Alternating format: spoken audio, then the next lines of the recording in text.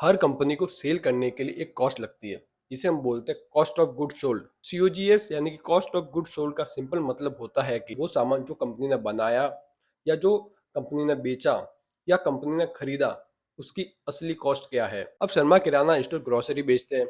Grocery बेचने से पहले इन्होंने ग्रोसरी खरीदी होगी कहीं से, तो इस ग्रोसरी को खरीदने का एक कॉस्ट भी होता है, उसे ही हम बोलते हैं कॉस्ट ऑफ गुड सोल्ड। इस कॉस्ट के अंदर कंपनी के रेंट हो गया, कंपनी का बिजली का बिल हो गया, या फिर कंपनी के सैलरी हो गई, या फिर एडवर्टाइजिंग के खर्चे हो गए, ये सारे खर्चे इसके अंदर नहीं आते हैं।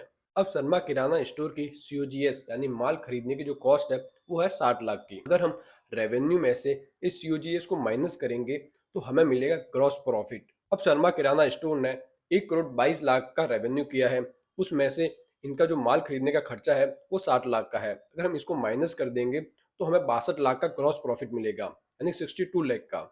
अब यहाँ पे एक नया वर्ड आता है जो कि आपको पूरे सीरीज में कई बार मिलेगा, जिसका नाम है मार्जिन। मार्जिन का काफी सिंपल मतलब है कि हर 100 रुपए की सेल पे कितना परसेंटेज बचा है। ये हमें रुपए की जगह परसेंटेज में बताता है ताकि हम अलग अलग साइज की कंपनी को आराम से कंपेयर कर सके। अगर मैं ग्रॉस मार्जिन के फॉर्मूले की बात करूं तो आपको अपने ग्रॉस प्रॉफिट को रेवेन्यू से डिवाइड करना है और फिर 100 से मल्टीप्लाई करना है, तो आपको ग्रॉस मार्जिन मिल जाएगा। अब शर्मा किराना स्टोर का ग्रॉस मार्जिन 50.8% है। इसका मतलब है कि 100 रुपए के रेवेन्यू में से 50 रुपए और 80 पैसे बचे हैं अपने खरीदी हुई कॉस्ट को निकालने के बाद, यानी कि सीओजीएस को निकालने के बाद। जब भी हम किसी कंपनी का एनालाइज करें तो हमें ग्रॉस मार्जिन को देखना है। हमें देखना है कि कंपनी का जो ग्रॉस मार्जिन है वो बढ़ रहा है या घट रहा है। अगर ग्रॉस मार्जिन घट रहा है तो इसका मतलब है कि मार्केट में कंपटीशन बढ़ रहा है, या फिर कंपनी अपने प्रोडक्ट को काफी सस्ते रेट में बेच रही है।